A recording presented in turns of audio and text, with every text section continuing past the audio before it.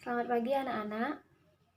Sebelum memulai pembelajaran hari ini, Ibu akan memperkenalkan diri terlebih dahulu. Perkenalkan, nama Ibu Guiliani Mares Gusti Angelina. Ibu biasa dipanggil Bulani. Saat ini Ibu kuliah di Universitas Maritim Raja Ali Haji dengan program studi Pendidikan Bahasa dan Sastra Indonesia. Ibu praktek mengajar di SMK Negeri 3 Tanjung Pinang. Jadi pembelajaran selanjutnya akan diampu oleh Ibu, dibantu oleh Ibu Suci. Mungkin itu saja perkenalan dari Ibu hari ini. Baik, kita masuk ke dalam daftar hadir. Jadi sebelum memulai pembelajaran dan penjelasan, Ibu ingatkan jangan lupa untuk mengisi daftar hadir. Linknya yang Ibu kirimkan di Google Classroom. Baiklah, kita mulai saja pembelajaran hari ini. Minggu lalu Ibu sudah memberikan materi tentang teks eksplanasi, mulai dari pengertian, tujuan, struktur, pola pengembangan. Jadi hari ini kita akan membahas tentang struktur dari teks eksplanasi. Berikut penjelasan, silakan disimak. Nanti di akhir akan Ibu berikan tugas.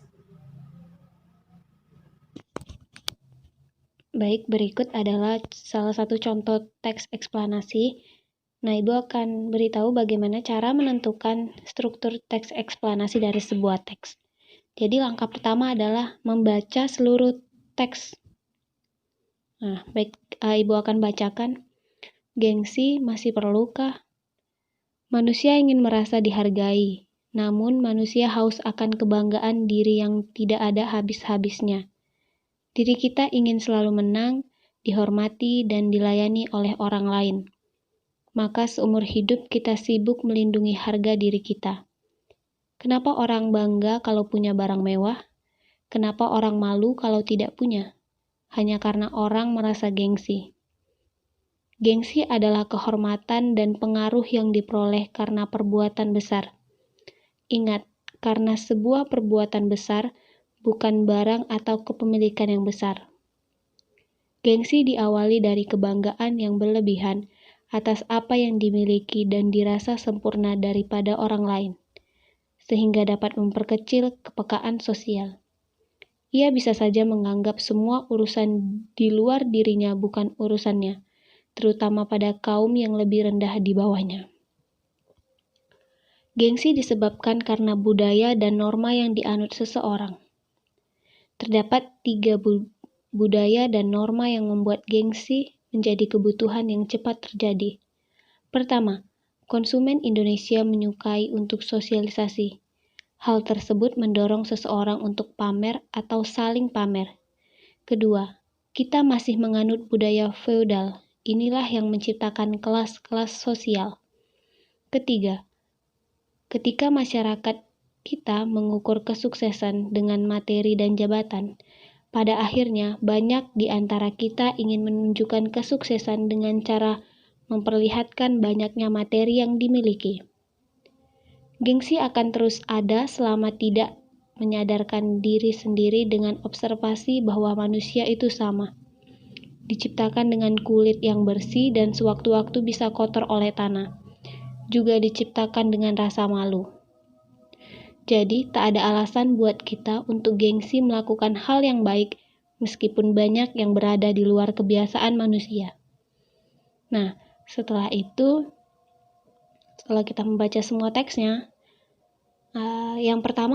struktur yang pertama adalah identifikasi fenomena atau latar belakang. Nah, di situ Ibu sudah tandai. Jadi latar belakang itu awal bagaimana gengsi ini bisa terjadi. Nah, di dalam teks itu sudah Ibu tandai, gengsi diawali dari kebanggaan yang berlebihan atas apa yang dimilikinya dan dirasa sempurna daripada orang lain, sehingga dapat memperkecil kepekaan sosial. Nah, itu adalah latar belakang atau identifikasi fenomena. Selanjutnya, proses kejadian. Nah, proses kejadian ini kan ada 2, kronologis dan penyebab.